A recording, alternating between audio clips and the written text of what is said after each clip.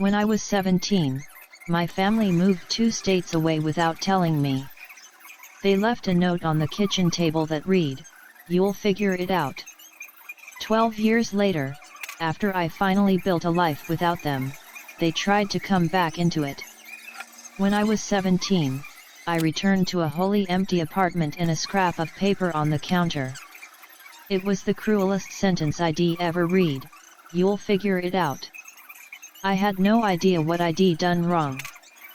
For a while I assumed they'd grown tired of pretending to love me, but the cruel truth was they had never pretended at all. When I was 13, I baked a birthday cake for my mother by myself and she called it messy. At 15, I tutored my younger brother through exams while he called me a show-off and slammed his door in my face. At 16, I handed my entire paycheck to my father so he could pay bills, and later, when I mentioned it, he told me I was worthless. I was always useful. I was never loved. My parents and my brother, my only family, had quietly packed and moved out of state.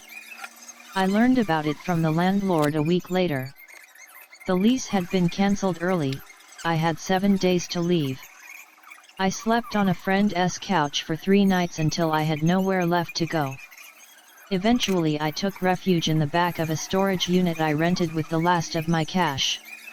I snuck into a community center to shower, ate peanut butter straight from the jar for breakfast, lunch, and dinner, used library computers to apply for jobs, and acted like everything was fine. Eventually I got a night shift serving job at a roadside cafe. The manager was blunt but fair. He paid me in cash under the table until I could sort out ID, and he let me nap in the staff room once when I nearly fainted from exhaustion. I scraped and saved, clipped every receipt, and watched free tutorials about budgeting and goal setting. That first year I barely survived, but I survived. A turning point came when a regular offered me a temp gig clearing out old office filing cabinets. It paid 3 times what I'd been making. One contract led to another. I learned quickly, arrived early, and kept asking questions. By 22 I was freelancing full-time. By 25 I launched a solo consulting practice, 1 folding table, a borrowed laptop, and me. By 27 I had a small team of contractors, my own office space, and clients I used to dream about. By 29 I had actual savings, a 7-figure balance in the bank, real retirement contributions, no debt, a paid-off apartment, and health insurance I could afford. The first time I watched my account hit 7 digits, I cried. During all those years my family never reached out. Not once. I saw my brother pop up in a suggested contacts list one time. He's married now, still living in the state they moved to. I stared at the screen for a long time and wondered if he had told his wife I'd run away or if he had simply said nothing. Sometimes I thought it would have been easier to hate them. But it never became hate. It remained heartbreak. I go to therapy now because I want to stay unbroken. I made a list of people who saved me when they didn't have to: co-workers, classmates, strangers who taught me what real support looks like. A week ago a podcast interview I gave about surviving family abandonment went viral. 1 million listens in 4 days. My inbox overflowed with support, gratitude, and strangers telling me I'd spoken for what they felt. And then one email stood out, subject line, "You're still our child." It was from my mother. No apology. Just a paragraph saying they'd heard my side and maybe we could talk. Then another message came from my brother. "We miss you. Can we fix this?" I stared at the screen and closed my laptop. I needed time to process. My therapist, Dr. Harper, advised taking at least a week before replying. "Give yourself space to feel whatever comes up," she said. "There's no rush." So I did. I focused on work, the gym, dinners with friends, normal things. Still, those messages nagged at me. I kept opening them, then closing them again. My mother's email felt clinical and detached, like an RSVP rather than a plea. My brother's was shorter and somehow more earnest. After 10 days I replied to my brother first. Something simple. I wrote, "It's been 12 years. What changed then?" I sent it before I could overthink. He answered within an hour. The podcast made him realize what had happened. He said he was only 15 when they left, that he had no choice, that he had always wondered about me, that he looked me up online sometimes but never had the courage to reach out. He said seeing my success made him proud. I didn't buy it, not fully. If he'd been so worried, why wait until I was famous enough to be noticed? I asked him that exact question. His next message was long. He admitted the truth: money had been tight. Their business had collapsed. My parents were in debt, his wife was pregnant again. Medical bills were mounting. I felt my stomach drop. There it was, the same reason people give for cruel things. I didn't write back for a week.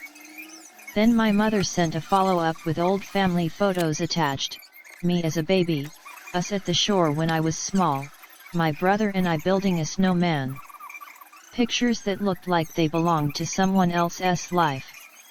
At the bottom she had written, "We made mistakes." I showed everything to Dr. Harper at our next session. She reminded me I was in control, I could set boundaries, and I did not owe them anything. Closure could help me move on, whether that meant reconciliation or a clean break. I nodded, but I was conflicted. Part of me wanted to tell them to go to hell. Another part wanted answers. A tiny absurd part still wanted them to love me. After some thought I agreed to meet my brother alone. No parents. We arranged a meeting at a cafe halfway between our cities. I flew in that morning, checked into a small hotel, and tried to steady my nerves. I almost cancelled 3 times. At 2 p.m. I walked in and saw him immediately. He looked older, heavier, and a bit worn at the edges, but his eyes were the same. We sat like strangers at first. The first 20 minutes were painful, filled with filler talk about traffic and flights. Then he started apologizing.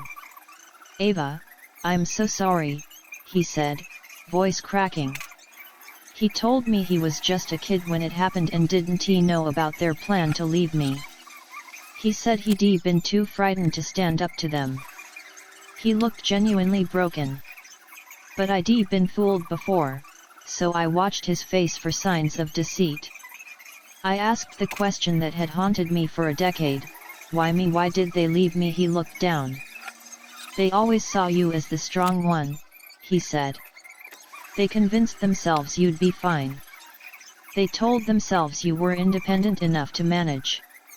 They lied to themselves into believing you'd be better off without them." It was the most ridiculous explanation I'd ever heard. I told him about the storage unit, the peanut butter dinners, the YMCA showers, the night shifts. His face crumpled. "I didn't know," he whispered. "They told me you had a plan, that you wanted to stay, that you'd chosen to separate." Lies. By the end of the meeting I wasn't sure what to believe. He seemed sorry, and he wasn't asking for money, which surprised me. When we parted he hugged me. I let him, but I didn't hug back. I stood there stiff and felt nothing. Back in my hotel I called Dr. Harper and told her everything. She pointed out that while Noah seemed remorseful, he was still painting himself as a victim rather than owning his part in the abandonment. She was right, he'd been 15, not 5, old enough to have at least tried to find me. That night my mother called. I hadn't given her my number, Noah must have. I almost didn't pick up, but curiosity won. Her voice sounded smaller, breathier. She cried when I said hello, told me how proud she was, how she'd always known I'd succeed. I listened and then asked, why me? Her answer was blunt. We were drowning in debt, she said. We couldn't afford 3 mouths. We thought you were smart and would manage. We thought we were doing you a favor. I hung up, blocked her number, threw the phone across the bed and screamed into a pillow. The next morning my father emailed me his first contact in 12 years. No apology. A long tale of hardship, failed ventures, hospital bills, threats of eviction, and at the end, a request for help. Not a question about my life. Not an acknowledgement. Just a handout. I forwarded it to Dr. Harper with the subject line, and there it is. She called me straight away, despite it being Sunday. We spoke for an hour about boundaries, forgiveness versus reconciliation, enabling versus helping, and what I actually wanted. By Monday I had decided. I emailed Noah, I'm glad we met. I understand it was a difficult situation when we were young. I'm open to a relationship with clear boundaries, no money, no loans, and no contact with our parents until they take full responsibility. His immediate reply was telling. I'm disappointed, he wrote. Our parents need help. Family should support each other. You're being selfish with your success. Every old guilt button my parents had pushed burst all at once. I didn't reply. Instead I booked a session with Dr. Harper and a trip to Ubud. I needed distance. 3 days later Noah left a voicemail apologizing for his earlier message and saying he'd respect my boundaries. He sounded sincere. I decided to give him one more chance but kept my guard up. I went to Bali anyway. 2 weeks of rice terraces, quiet, and meditation. It helped. When I returned I had 6 desperate emails from my father, each more frantic than the last. I didn't read past the subjects. Noah texted to ask if we could talk again. I agreed to a call. He apologized and said he'd started therapy too. He sounded different, calmer and less defensive. We spoke about his kids and my work. Then he asked if I would consider meeting our parents for an hour at a public place. I wasn't ready. He pushed, then backed off. After we hung up I called Dr. Harper. She helped me name the fear. I was terrified of wanting their approval and never getting it. I cried for an hour in her office the next day. That night I blocked Noah's number after he sent me a string of texts about how my refusal had made their mother collapse in tears, and how my father was considering driving to my city. I told my assistant I'd be working from home for the week and hid in my apartment like a frightened teenager. On Wednesday the doorman called to say a couple downstairs were asking for me. I told him not to let them up. Minutes later an unknown number called. My father left a message, Ava, we drove 8 hours to see you. You're being childish. We deserve a chance to explain. I deleted it and turned my phone off. Thursday morning someone pounded at my door. Through the peephole I saw them, my parents, standing in the hallway like they had a right. My mother pleaded. We just want to talk. We love you. I didn't open the door. I sat trembling against the wall until they left. I called security and asked them not to let anyone up. The guard asked if I wanted the police. I said no, not yet. Then I called Dr. Harper. She came by on her lunch break, brought me soup and sat with me as I cried. She said what the guard had said, this was harassment, not reconciliation. Later Noah emailed, furious, accusing me of shaming our parents at court, saying they were staying in a motel because they were desperate and begging for help. I didn't reply. Friday I decided to leave town and visit my friend Maya in Asheville, someone who helped me when I had nowhere to go. I packed hurriedly. 10 minutes after I left my apartment, the doorman called again. A woman downstairs was having a panic attack and was asking for me by name. It was my sister-in-law. I invited her up. She came with a sleeping toddler and exhausted eyes.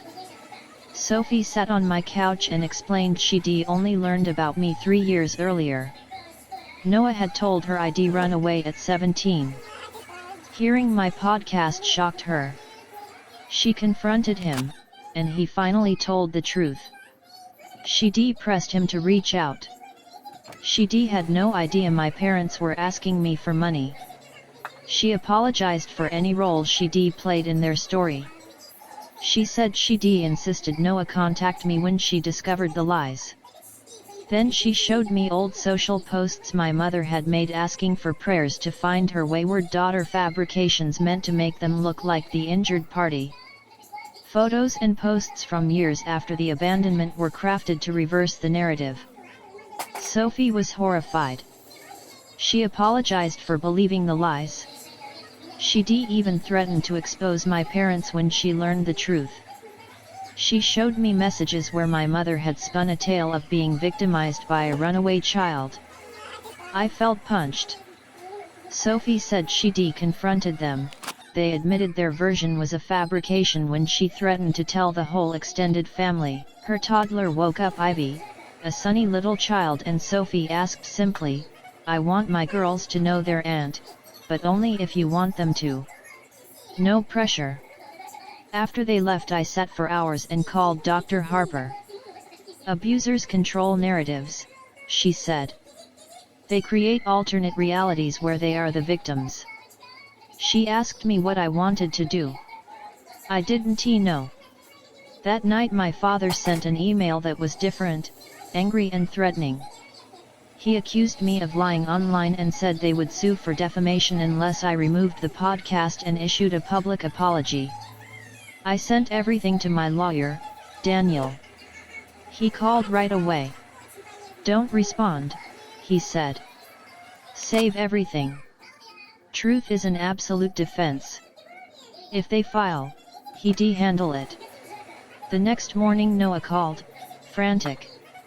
Sophie had told him she'd been to see me and our parents were furious, saying terrible things about her now. He begged me to call him on Sophie's phone. I didn't know who to trust. Daniel suggested a mediated meeting with Noah and Sophie at a restaurant near his office just to hear them out. I agreed. They arrived worn thin. Sophie had a bruise on her arm she tried to hide. Noah wouldn't meet my eyes. Daniel introduced himself, which made Noah jitter. They told a story worse than I'd feared.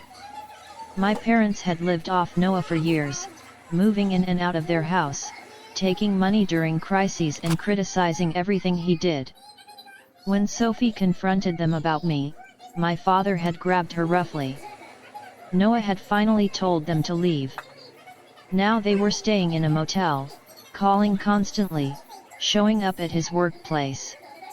I listened. Daniel asked careful questions about mortgages, bank accounts, CO-signed loans, keys, and passwords. Noah answered, trembling. By the end I was exhausted. But this was bigger than me. Noah and Sophie had been trapped by our parents in their own way. Daniel handed them a colleague's card and urged them to change locks, passwords, and accounts. As we left the meeting, Noah hugged me. This time I hugged him back. It wasn't forgiveness, but it felt like a start. That night my parents' texts escalated into harassment, accusations, guilt trips, threats. I blocked them. I called Sophie to check on her and found out the next morning that our parents had broken into their house and ransacked it. They'd taken baby photos, documents, and Noah's laptop. The police were called. The officers were polite but skeptical about grandparents breaking in. Sophie showed them her bruised arm. She described the stalking and the constant calls. We filed reports. Daniel advised us to document everything and to look into restraining orders. We cleaned up the house together, found more missing items, and felt the surrealness of protecting a home from your own parents. Before we left, a text came from our father: "We're watching you." I screenshotted it and sent it to Daniel.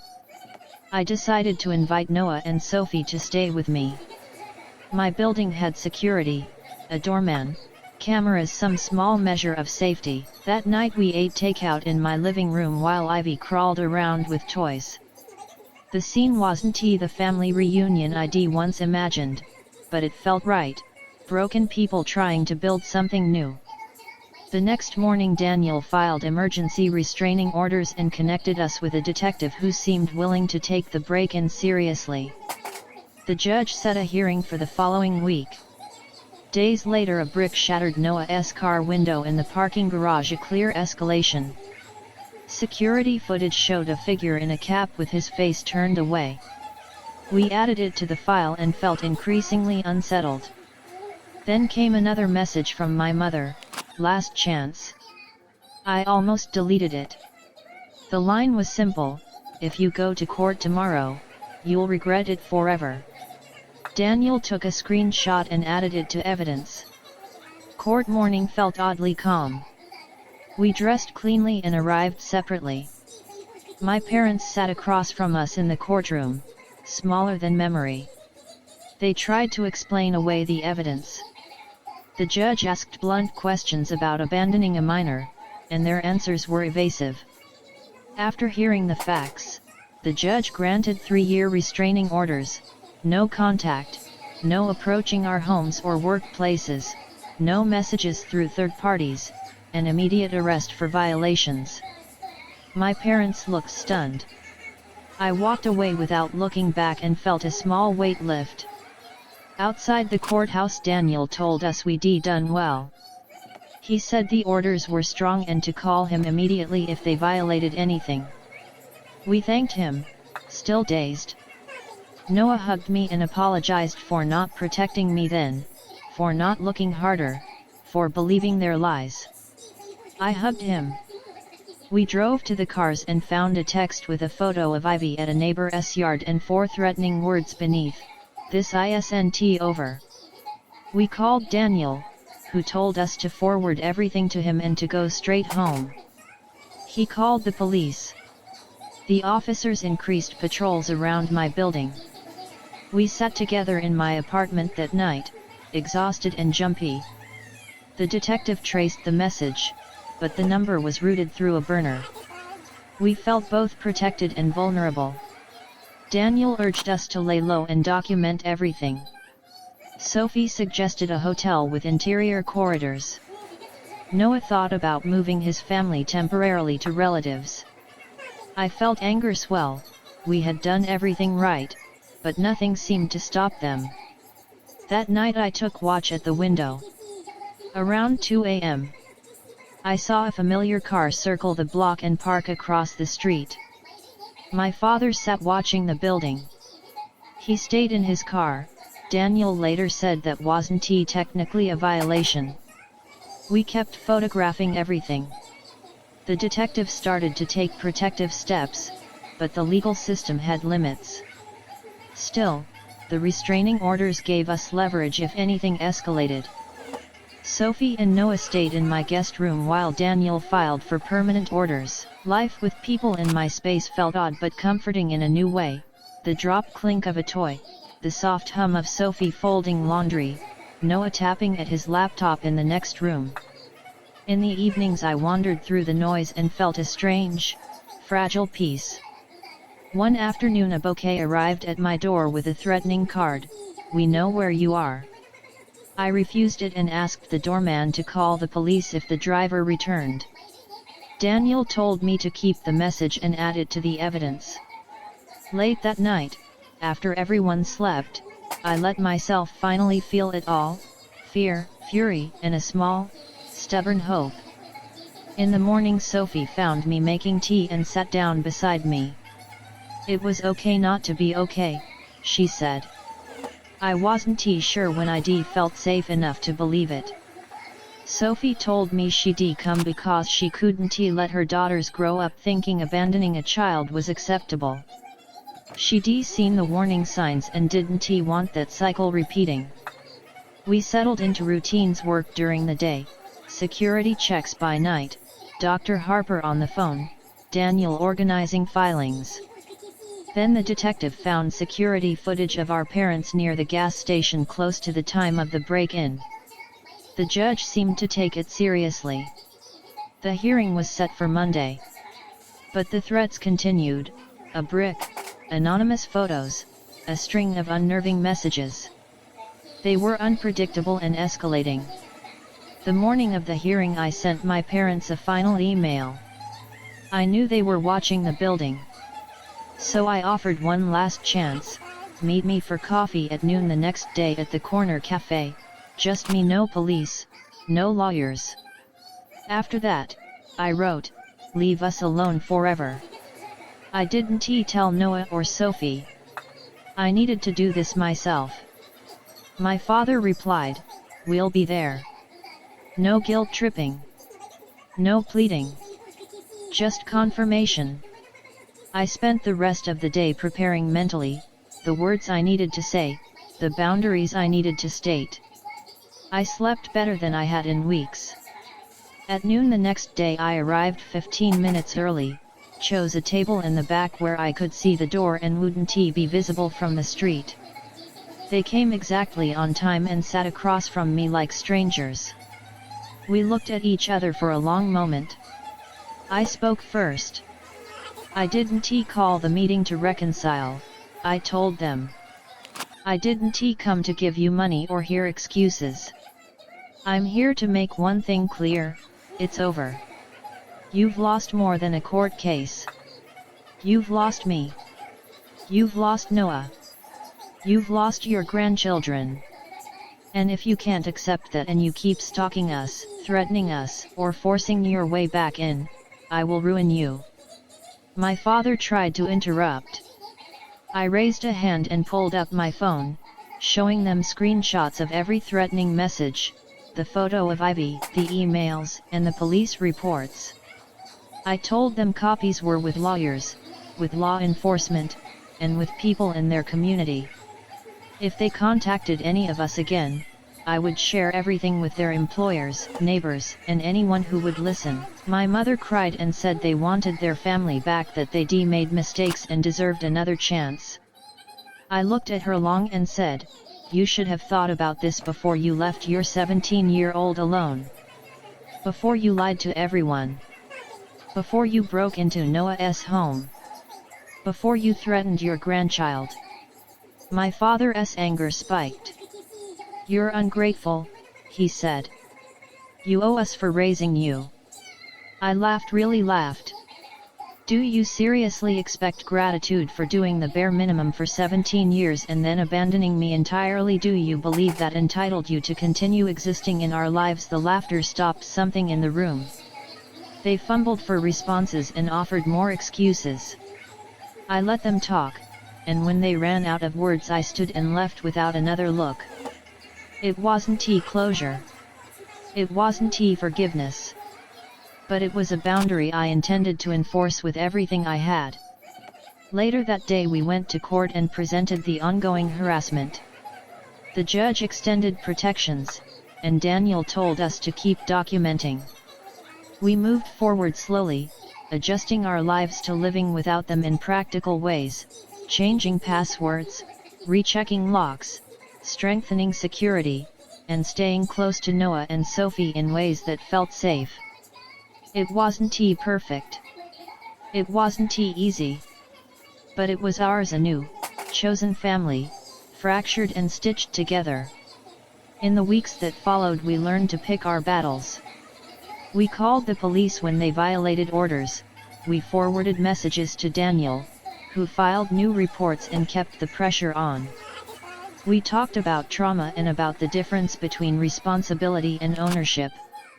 We honored the people who had actually raised us, friends who sheltered me at 17, co-workers who offered jobs, therapists who taught me boundaries, and strangers who showed up when it mattered.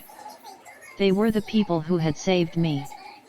There were moments when I wanted revenge and others when I wanted to understand. Mostly I wanted peace, to live without fear and to stop feeling responsible for the choices of people who had made theirs years ago. I was honest with myself about one truth: nowhere on my list of wants was forgiveness for my parents. I wanted safety, a relationship with Noah and his family on my terms, and the freedom to be free of the past that had been forced on me. We put plans in place. Sophie and Noah stayed for a while, then slowly reclaimed their home after locks were changed and a restraining order enforced.